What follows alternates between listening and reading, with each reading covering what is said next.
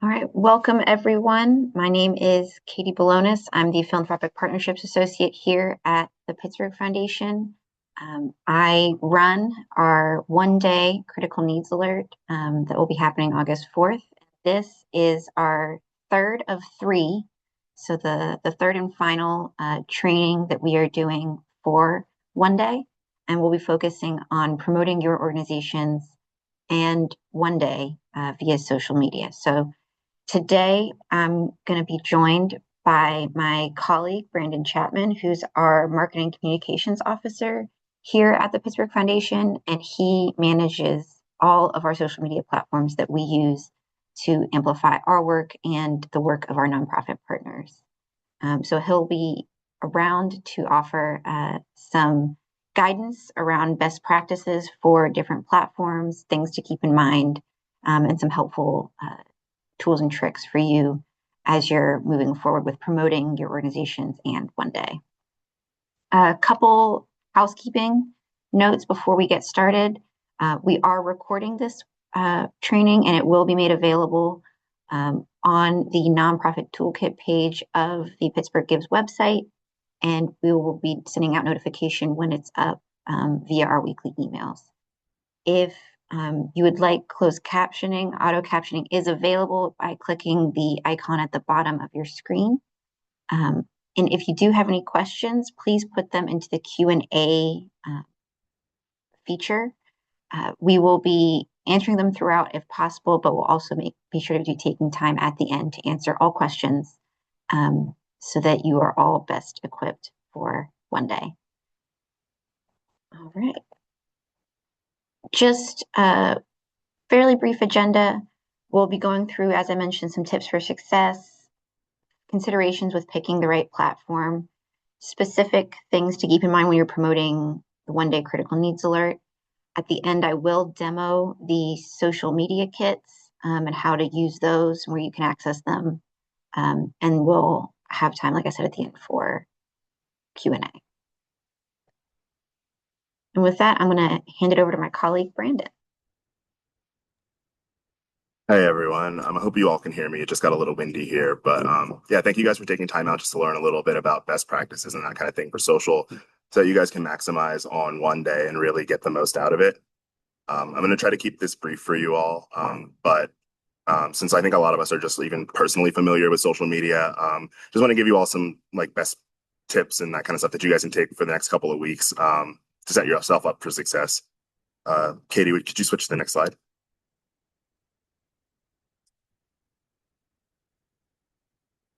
So yeah, I would say that one of the main things that you're going to want to keep in mind over the next couple of weeks, we've got I think exactly 2 months until hashtag one day critical needs alert. So you're going to want to start building momentum on your pages early for that. Because of the algorithm, people won't see your posts in real time. So it's really important that you can try to post in the weeks leading up to it rather than waiting for the 2 or 3 weeks leading up to one day or even that week of, just so that people have a chance to see the posts, because you may post today, but somebody might not see it for a week or so, just depending on how their algorithm is tailored. Plus, you don't want to spam your audience. So you're going to want to try to find like a balance between the content you're already posting if you're active on social media and these one day posts. So I would recommend, if you can, to try to do a post every week or maybe even every other week leading up to one day, just so that you can start using the hashtag and getting people familiar with the like what critical needs alert is. And people can start to see that a little bit ahead of time and start to expect it from you as well.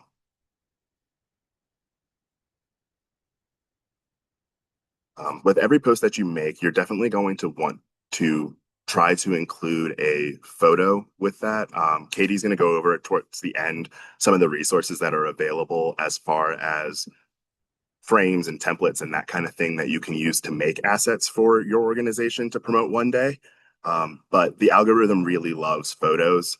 It helps the post to just stand out in the clutter of all of the other things that people are seeing on social media. But in addition to that, having an image can help really tell your specific story and get people an idea of who's at your organization, who the types of people that you serve are, and can really help put like a face to your mission. So you're definitely going to want to include photos, but when you're choosing those photos, try to use human focused images that really highlight the impact of who's being served by your organization and um, the effects that has on people's lives. I feel like people really want to see who you all are working with. You can go to the next one, please, Katie. And that said, as you're posting, be sure that you're engaging with each other's posts as well. Follow each other as much as you can because not only does it help your organization look more legitimate for the algorithm likes to see that you're not just spamming people, that you're also interacting with other posts, but it gives you a bit of a boost as well because people can see the activity of the pages that they follow. So as you're commenting and liking each other's posts, you're actually giving your own organization a boost in the feed as well. Plus, it's good to obviously just support this community that we have here who are all working together to try to raise awareness for One Day as a concept, but also for your individual organizations. This is an opportunity for you all to connect with each other and to support each other, which is really, really important. And as part of that, make sure that you're monitoring your direct messages. A lot of people will be hearing about your organization for the first time because they're seeing posts related to One Day. And because of even the Pittsburgh Foundation's own reputation on social media, tagging us in posts and having that hashtag will help you reach a new audience. So definitely just be sure to monitor your DMs because you might get questions directly from people who are just now learning about you and want to know how they can get more directly involved, either as a volunteer or a donor. So yeah, keep that in mind and definitely, like I said, try to engage with each other's posts and share the love a little bit because one, it helps spread the word about One Day and about your organizations, but it also just helps, like I said, legitimize you and your organization so that you're not coming across as spam. And kind of piggybacking off of that, make sure that you tag the Pittsburgh Foundation in your posts as much as you can and use the hashtag One Day. That'll help me as I'm managing our pages find your posts so that I can share them, like them, and comment to help boost them. But like I said, it also gives you a boost overall in the algorithm because you'll be able to tap into the networks of our organization and anyone in your photos who you tag. If you choose to do that, it'll help expand the reach on those posts for you as well.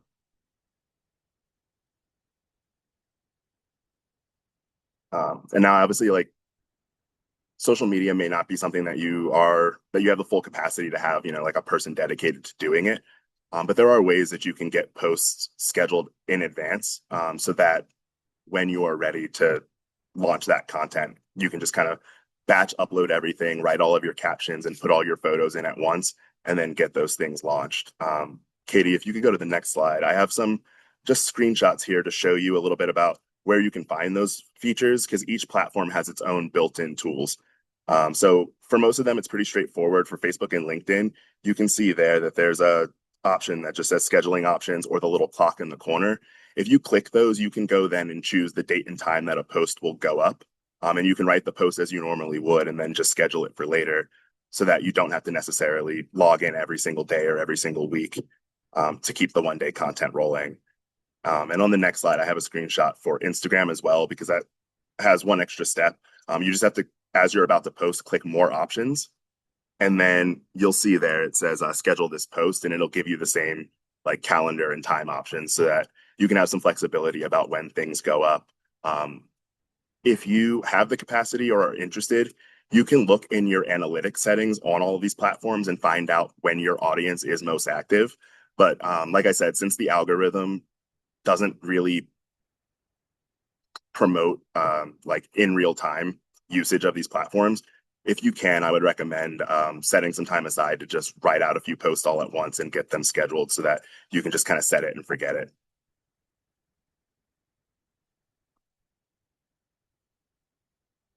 But yeah, I guess just to wrap up, I'll say, like I said, you guys are a community of folks who can rely on each other to really push One Day and to promote each other's organizations. So definitely, if you can, try to follow each other's organizations, share posts about One Day from other orgs when you see them or like and comment.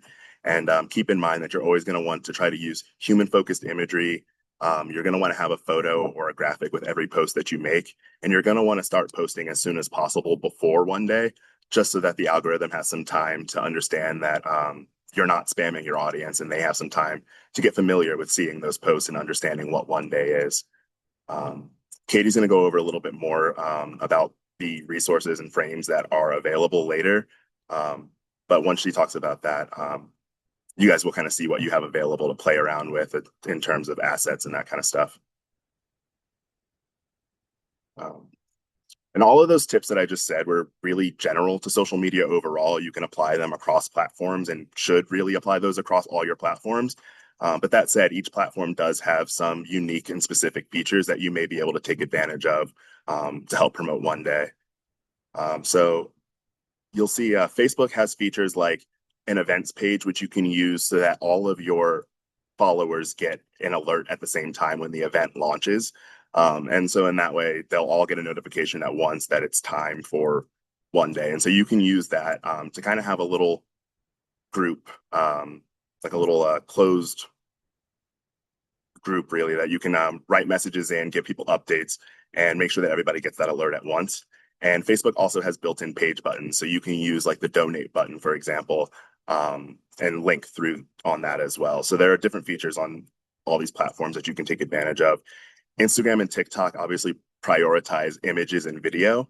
And while you can use them across all of those platforms, on Instagram and TikTok, you also have the ability to post stories, which will last for 24 hours, which is a good way of resharing any time that you're mentioned or that you get any engagement on one day itself. And on Instagram and TikTok, you have the opportunity of using more video and really putting like a face to your mission if you choose to have someone sit down and kind of give a more personal and a more personable description of your organization face to face to the camera.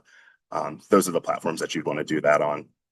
With LinkedIn, you get to leverage your professional networks connections, and the algorithm on LinkedIn is really, really generous. So if you are tagging folks and tagging the Pittsburgh Foundation, you're going to be able to tap into a much larger network on LinkedIn that way than you would by just relying on your own followers. So if you think about LinkedIn as a place where all of the professional contacts that you have exist, there's a ton of opportunity there to like bring people in, get people connected, and get people excited. LinkedIn's really, really great for Pittsburgh specifically, and connecting with those local Pittsburgh contacts because they're going to be folks that you are connected to like professionally in that way. And then Blue Sky and X and other like real-time platforms like that are really good for just short, quick updates and going back and forth with your audience. So you might get questions there directly or whatever. But those platforms are really good for in the moment updates. That's one of the few platforms that does still have a real time, non algorithmic feed. So on the day of one day, if you are active on Blue Sky or X or Threads, then I would suggest using that specifically day of a lot.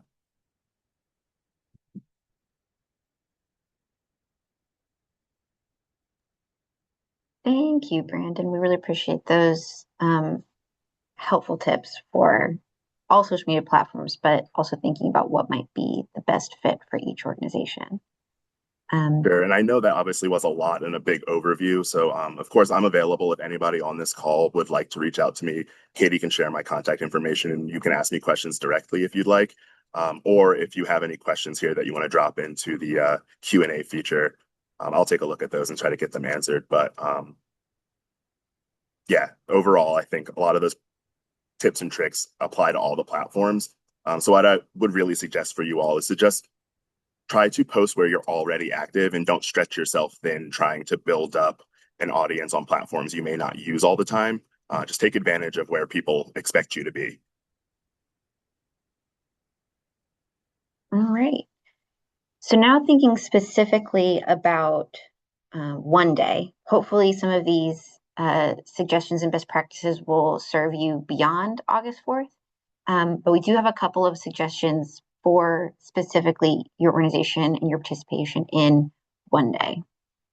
So what I will definitely emphasize with you all is that when you all log in and are updating your organization pages as they're going live, you do have the ability to customize your URL for your specific organization page. So when you're sharing and starting up those posts as soon as you can share a link that's the specific URL to your organization. So that cuts a few steps for folks when they're seeing a post about August 4th and they click the link, it'll go straight to your page instead of them having to search for it. It also then removes some of those steps when you're giving folks instructions for how they can donate. If they have that direct link to your page, they'll be able to read about your organization, sort of view all of the content that you've added there, but the donate button will be at the top of that organization page, and they can click that and start donating specifically to your organization.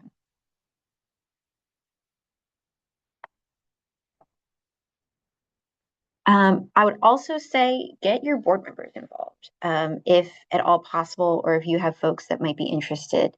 We last week did a training on peer-to-peer fundraisers, and we have anecdotally have organizations that have used that peer-to-peer fundraising, as well as sort of leveraging social media networks of their board members to create a board challenge and to increase donations to the organizations that way.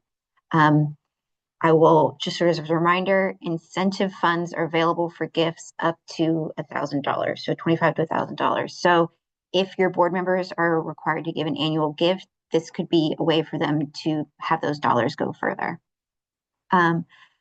We touched upon it previously in our first training. You do have the option to set a goal that will list on your public page. You don't have to, and it's not required, but goals can be useful as a way to generate momentum and to get people excited. Or, you can also at any point update your goal. So if you've hit it during August 4th, you can increase that goal and send out sort of a live update to folks to say, we've hit the goal, we're going to go for another $5,000 to try to build momentum and create a bit more urgency for folks.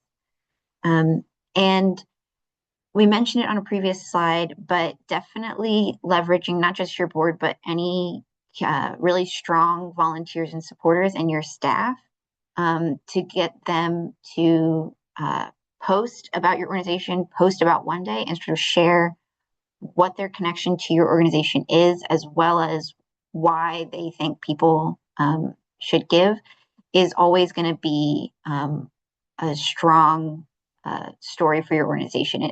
Having your staff and your volunteers and your general supporters and donors write posts or do peer-to-peer fundraising is that it operates a lot like an image would when you're creating a post for your organization, because it's putting people at the center of your organization and your organization's work, not just the people that are being served, but the people that are part of the solutions to helping folks.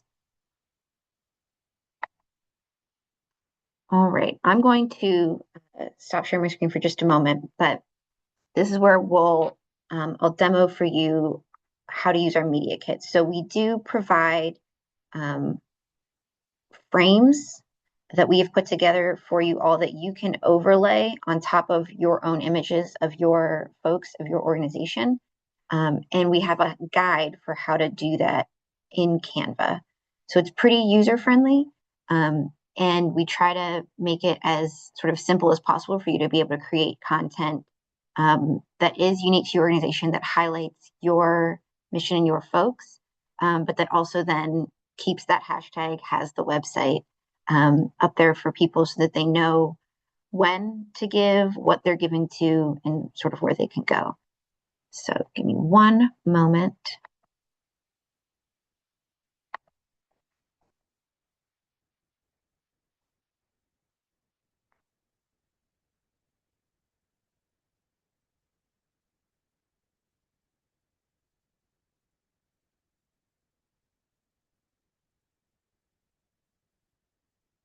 All right. So when you go to pittsburghgives.org, you'll want to navigate. We've tried to build this out, I will say, as much as possible to be a one-stop shop, not just for information, but for resources. So under the For Nonprofits tab at the top, you'll click down and go to the Nonprofit Toolkit page. This page has a lot of information. It has key dates, as well as the trainings, registration, but also recordings as we've had them. So today's recording will be up likely within the next week.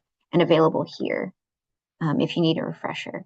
But we also have media kits. So in order to get these frames, what you'll do is click the button and it will open up a gallery. So we have the guide that you can download as well as frames. So we have frames that say one day is August 4th, one day is tomorrow, and one day is today. And we operate with three main file sizes to fit stories on Instagram or Facebook, Instagram posts, and Facebook posts in terms of how they format. So you can download all of these, some of them, whatever you think will make the most sense, as Brandon said, for the platforms that you're already using with your audiences. So, you'll click the download button and you'll be able to save that as well as the guide wherever you need to. Once you have your images and then you have the frames that you want to use, I would definitely recommend reading through the guide. Like I said, it's pretty step-by-step, but if you're already familiar with Canva,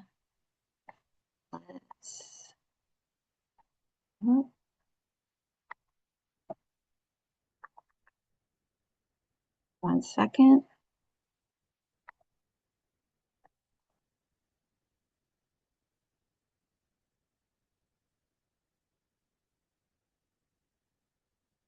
All right, when you're in Canva, what you'll want to do is go to create and you will do a custom size. So if you saw all of the file sizes that you download of the frames have the dimensions in the file names.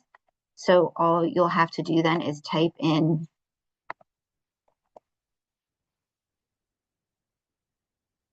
those dimensions that you see in the file name, and you'll hit create new design.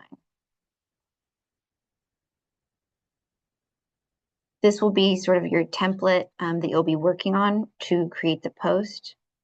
You'll then navigate over to the side here and you'll have an option to do uploads. Oh, there you go. You can upload all kinds of files, but you'll want to upload any pictures that you want to use as well as your frames. I've already been in here a bit, but it's pretty simple. You'll be able to add anything you like in here, and this can sort of be where you'll play around. But let's say I want to create an image, so I will select that image, and all you'll do is drag the image until the edges of it fill the entirety of that sort of template block. And it's okay if the image is bigger when you do that than the actual post size. What you want to do is make sure that it's fully filled. And I will say, as a pro tip, make sure you're using high resolution images because that'll definitely help as you're playing around with your dimensions. Then what you'll do is you'll select your frame and that'll go on top of it. This, because it's the same dimensions as the dimensions you input, you'll drag this till it lines up completely with the outside of the template. And there you have it. So you can do this with any images you like. You can move them around so that they show the right folks, right angles, and then you'll just overlay that frame on top. When you're ready to download, you'll come up to share and you'll hit download. I would recommend keeping the file type as PNG. It's going to be the most compatible when uploading to posts. And then you'll just hit download. And you'll have your own post set up and you can create a bunch of these in a similar way to Brandon's suggestion to batch your posts. You can batch create different images with the frames overlaid. So that way, when you go to batch those posts, you'll have different images and frames for each of them. And that'll also help for you to show the different people involved with your organization, different activities, things of that nature. So that is how you would create that. And if you do have any questions about that, please feel free to reach out. Happy to help walk through steps with folks if you're not as familiar with Canva or comfortable. But we try to make it as simple as possible for everyone. I will say at this point, we've sort of reached the end of the presentation piece. Are there any questions that folks had? I'll open up the Q&A.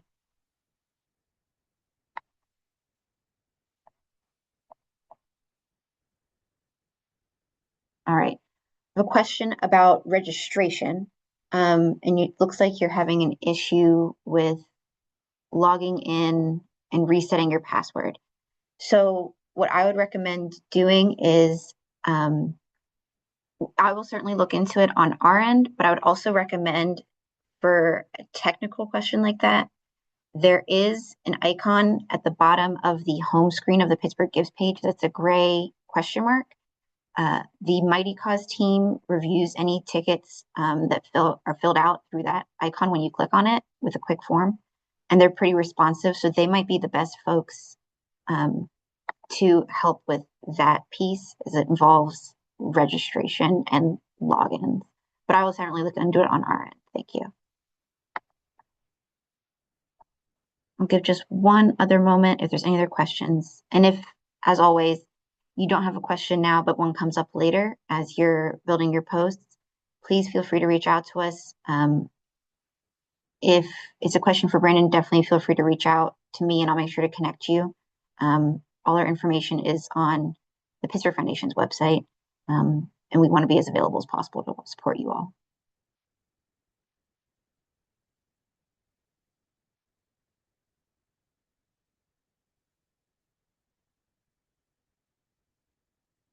All right, we must have knocked this one out of the park. With that, I'm happy to let everyone go. Thank you so much for joining us today. As I mentioned, this recording will be made available on the site, and we hope you all get excited and get posting about one day. Thank you, everyone.